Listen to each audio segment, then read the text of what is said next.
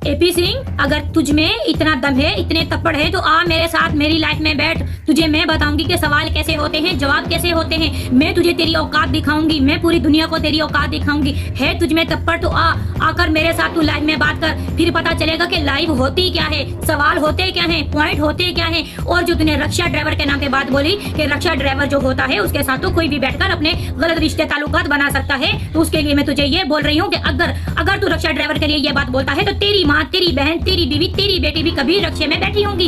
रक्षा driver के साथ उन्होंने भी कभी सफर किया होगा। इसका मतलब है कि तू भी किसी रक्षा ड्राइवर की पैदाइश है। तेरी बीवी ने भी अगर कोई बच्चा पैदा किया है तो वो भी किसी रक्षा ड्राइवर की ही पैदाइश होगी, उसकी ही खून होगा। इसका मतलब कि तेरी रगों में भी किसी रक्षा ड्राइवर का खून है, तेरे बच्चों की रगों में भी किसी रक्षा ड्राइवर का खून है। तेरी बहन बेटियों के अंदर भी कोई भी बच्चा अगर पैदा होगा तो वो भी किसी रक्षा ड्राइवर का ही खून होगा, क्योंकि तेरा कहना है कि रक्षे में जो भी बंदा बैठता है, वो जो भी औरत बैठती है। तो एपी सिंह को जवाब देना था। ये एपी सिंह एक क्रिमिनल है, खुद हमेशा गलत केस लड़ता है, आप लोगों को सबको पता है। सिर्फ टीआरपी के लिए इसको बहुत, बख्शली भाई इसको क्या शौक है फूल पहनाने का। जब भी आते हैं लोग इनको सजाते हैं, पता नहीं कैसे कंधा नीचे करके बहुत सारे फूल इस पे गले में डालते हैं। तो हम इसको लित्तर और जुत्ती और पादर जो जिसको कहते हैं चप्पल, उसका माला पहनाएंगे। एपी सिंह आप बेफिक्र हो जाना, आपका पंगा कबायली लोगों से पड़ा है। आप सिर्फ ये झूठी तसल्ली सीमा को दे सकते हो, हमें नहीं। ये याद करना, अगर हमें सरकार इजाज़त देगी, मैं 6 माह से नहीं, मैं अब भी इसी वक्त आने के लिए तैयार हूँ। हम क्यों नहीं आएंगे, मेरे बच्चे हिंदुस्तान में हैं, मैं आकर दिखाऊंगा एपी सिंह। ये आप खौफ नहीं करो कि मैं बोलूंगा तो नहीं आएगा, तुम्हारा बाप भी अगर बोलेगा ना तब भी मैं आऊँगा। मुझे आपसे डर नहीं है, आप उनको डराओ जो आपसे डरते होंगे।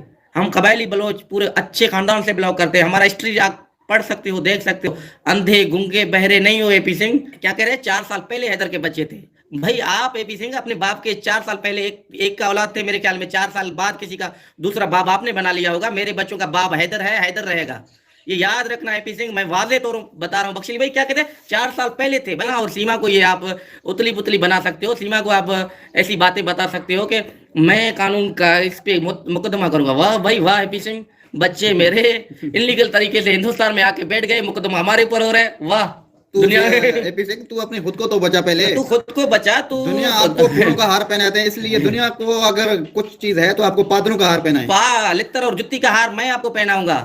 जो है ना बेशरम, जितना तुम सीमा का सिफारिश कर रहे हैं, जैसे कि आपकी बेटी पाकिस्तान में इधर दुखी था इतना, बेशरम कुछ शर्म रखो अपने पास। कुछ आप तालीम याफ्ता लोग ये कह रहे हैं कि 4 साल पहले थे, क्या अभी आपके बच्चे बन गए? देखो आपकी बेटी ने जन्म दिया, बहन ने जन्म दिया, किसने दिया भाई? करते अगर सीमा गलत आया था उसको सजा होनी चाहिए थी। कानून से बाला आप भी नहीं हो, मैं बार बार कहते हूँ, मैं भी नहीं हूँ।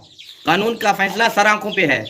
हाँ, बात है। आप एक गैर किस्म का केस लेते हो और जबरदस्ती जो है ना फूल और माले पहनाने का शौक है, तो हम आपको जुत्ती और पादरों का हार जरूर पहनाएंगे इंशाल्लाह। बन जाते हैं वो तो उसके साथ बच्चे पैदा कर लेते हैं। अगर ये हैदर के लिए बात लागू होती है तो तेरे लिए भी बात लागू होती है। इसका मतलब कि तू भी एक रक्षा ड्राइवर की पैदाइश है, रक्षा ड्राइवर की ही मार है। तेरे घर में जो बीवी ने तेरी ने बच्चे पैदा किए होंगे तो वो भी किसी रक्षा ड्राइवर के होंगे। तेरी बहन अगर किसी के बच्चे पैदा करी होगी वो भी किसी रक्षा ड्राइवर के ही बच्चे पैदा करे होंगे। और ध्यान रखना एपी सिंह, अगर कल को तेरी बच्ची भी बच्चे पैदा करेगी तो वो भी किसी रक्षा ड्राइवर का ही खून होगा, उसी के ही नाजायज बच्चे वो पैदा करेंगी। ध्यान रखना इस बात के ऊपर। किसी रक्षा ड्राइवर को आज तूने बोला है, दोबारा मत बोलना। इसका मतलब कि तू भी एक रक्षा ड्राइवर का ही बेटा है। तेरी माँ भी कभी रक्षे में बैठी होगी, उसी की ही नाजायज औलाद तू है। एपी सिंह, ओ एपी सिंह, बात सुन मेरी। जो तू फालतू की बकवास करता है ना हैदर के लिए, तुझे बार बार हम बोल रहे हैं ये बकवास करना तू बंद कर दे, वरना देख तेरे बुरा वक्त शुरू होने वाला है, तेरे बुरे दिन शुरू होने वाले हैं। और जो तू प्लानिंग के तहत कभी इधर जाता है इंटरव्यू देने के लिए, कभी इधर जाता है और सबको बोलता है तुम बहुत बड़े पत्रकार हो, तुम बहुत बड़े पत्रकार हो। तो पत्रकारों को तू जो पैसा देके मुंह बंद करवा के बैठ जाता है इंटरव्यू देने के लिए, तुझे जरा सी शर्म नहीं आती, जरा सी तुझे गैरत नहीं आती? बातें करता है, बकवास करता है, मैं वकील हूँ, वकील तेरे जैसे रहते हैं, लानत ऐसे वकील के ऊपर बकवास करता है तू हैदर के नाम पे।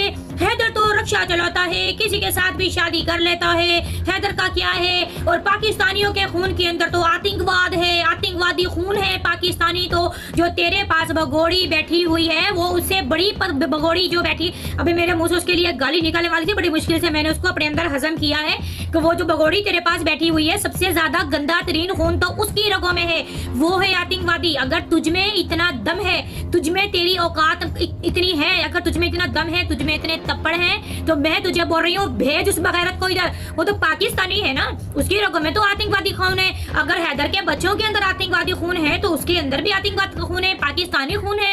तो तू उनको क्यों अपने पास बिठा के बैठा हुआ है? भेजना उसको, तेरे में अगर दम है तो उसको भेज। और हैदर ने कैसे तेरे दे टका के जूते तेरे मुंह के ऊपर मारे हैं, कैसा उसने तुझे जूता दिखाया, देखा था? तेरे मुंह के ऊपर जो जूता मारा था हैदर भाई ने, देखा था ना? ये थी तेरी औकात। तुझे बच्चा बच्चा बड़ा बूढ़ा हर कोई तेरे मुंह पे थप्पड़ रसीद कर रहा है, थप्पड़ नहीं सॉरी जूता रसीद कर रहा है, फिर भी तुझे गैरत नहीं आती। तेरे अपने ही मुल्क के अंदर, तेरे अपने ही शहर के अंदर, तेरे अपने ही अवाम तुझे गालियां देती है। और आज मैं तुझे स्पेशली चैलेंज दे रही हूँ, जो मैं तुझमें हिम्मत है एपी सिंह टकले, और ये तेरी जो हरामजादी तेरे साथ बैठी हुई है ना, कोठे वाली मुजरे वाली, मुजरा करने के लिए जिसको तूने अपने पास बिठाया है, उसके अंदर भी आतंकवादी खून है। पहले मुझे तू ये बता, अगर तुझमें दम है तो आ तू मेरे चैनल पर, और मेरे चैनल पर आकर कर मुझसे बात, मेरे साथ आकर बैठ लाइव में, मैं तुझे पूछूं कि सवाल होते कैसे हैं और जवाब दिए कैसे जाते हैं। तुझमें इतना दम है तो तू अपने इंडिया वालों को पैसा ठूस के मुंह में आके बैठ जाता है उनके चैनल के ऊपर। आप तो बहुत बड़े पत्रकार हो, आपका बड़ा ये है, और वो भी आके ऐसे ऐसे आपके आगे हाजिर, जी सर जी सर जी सर जी सर। तो हम जो है ना, मैं खास तौर पे मैं तुझे जी सर जी सर जी सर नहीं करूंगी, मैं तुझे वो थप्पड़ रसीद करूंगी ना जो तेरी औकात तुझे याद आ जाएगी। तू तो क्या, तेरी साथ नस्लें भी याद रखेंगी। फिर तुझमें दम है तो सामने आ किसी और के चैनल के ऊपर, और उसके मेरे साथ मेरे चैनल पे आ। सरिता बहन तुझे बोल रही है ना, सरिता वो तुझे बोल रही है कि आ तू मेरे साथ डिबेट में बैठ। क्यों नहीं बैठता है? क्यों, तेरी फटती है क्या उससे, या मुझसे फटती है? पूरी दुनिया के चैनल पे तू कुत्ते की तरह फिर रहा है, मगर तुझे इतनी तेरी हिम्मत नहीं है कि तू हमारा सामना कर सके, ठीक है? क्योंकि तुझे पता है कि यहाँ पे तुझे ना ऐसे नोच कर हम निकालेंगे ना, तेरे अंदर के तेरे हल्क से भी जवाब निकालेंगे कि जो तू सोच भी नहीं सकता। इधर उधर तू मुंह मारना छोड़ दे, इधर उधर तू कुत्ते की तरह भौंकना छोड़ दे, भटकना छोड़ दे। हैदर भाई के नाम पे जो तू बकवास करता है, रिक्शा चलाता था, रिक्शा चलाने वाला तो किसी के साथ भी ऐसे रख लेता है रिश्ते। तो मुझे पहले तू ये बता बगैरत, तेरी माँ बहन बेटी बीवी कभी भी रिक्शे में कभी कहीं नहीं गई होंगी, कभी जिंदगी में कभी नहीं गई होंगी। अगर फिर वो कभी रिक्शे में गई होंगी तो उनका भी उनके साथ नाजायज रिश्ता होगा, नाजायज ताल्लुक होगा, वो भी उनके साथ फिर उनके बच्चे पैदा करती होंगी, फिर उनके जो रिक्शे वाले होते होंगे वो रिक्शा ड्राइवर, फिर वो भी उनके साथ रंगरलियां मनाते होंगे, उनके साथ बच्चे पैदा करते होंगे। फिर जरा गौर कर, अपने ऊपर गौर कर, तेरी माँ के ऊपर गौर कर, क्या पता तू भी किसी रिक्शा ड्राइवर की पैदाइश ना हो। अपनी बीवी के ऊपर गौर कर, क्या पता तेरे घर में जो औलाद पैदा हुई हो वो भी किसी रिक्शा ड्राइवर की ना हो। और उसके अलावा अपनी बेटी के ऊपर गौर कर, क्या पता तेरी बीवी बेटी भी किसी और के रिक्शा ड्राइवर बन के रिक्शा ड्राइवर वाले के साथ जाती हो, कल को कहीं उसके घर पे भी कोई ऐसा बच्चा पैदा ना हो। वो किससे सेल्फियां खिंचवाने के लिए पैसे नहीं ले रहा है कि आओ मेरे साथ सेल्फी खिंचवाओ मेरी गंदी शक्ल के साथ, जैसे तेरी सीमा करती है अपनी गंदी शक्ल के साथ तस्वीर बनवाने के भी 500 लेती है। और तेरी वो भगोड़ी, तेरी वो आतंकवादी, तेरी वो मेरे मुंह से निकलती उसके लिए गालियां, भगोड़ी यहाँ से जो भाग कर गई हुई है, वो किस किस से पैसा मांग रही है, वो किस किस से पैसा ले रही है, उसको कितने लोग आके खैरात दे के जाते हैं, कितने लोग खैरात दे के जाते हैं। वो हैदर भाई के बच्चों के लिए बोल कर जाते हैं कि हम इनके बच्चों को दे रहे हैं, हम इनके बच्चों को दे रहे हैं। देख तेरे उसमें बगैरत में लप्पू में इतनी भी उसकी औकात नहीं है कि बच्चों को खुद कमा कर खिला सके। वो देखो भगोड़ी, वो आज भी ठुमके लगा लगा कर नाच गाना कर करके बच्चों का पेट पाल रही है, बच्चों को खिला रही है। और दूसरी बात मैंने तुझे पहले बोला कि तू अगर दूसरों के नाम पे ये बातें बोलता है कि रिक्शा ड्राइवर की जो बीवियां होती हैं वो ऐसी होती हैं और रिक्शा ड्राइवर जो होता है वो कुछ भी करता है, तो मैं इसीलिए तुझे तेरे बकवास का मैंने जवाब दिया, ठीक है? दोबारा हैदर भाई के नाम पे या किसी भी रिक्शा ड्राइवर के नाम पे ऐसी बात मत बोलना, ये बात मेरी तू जहन में रख।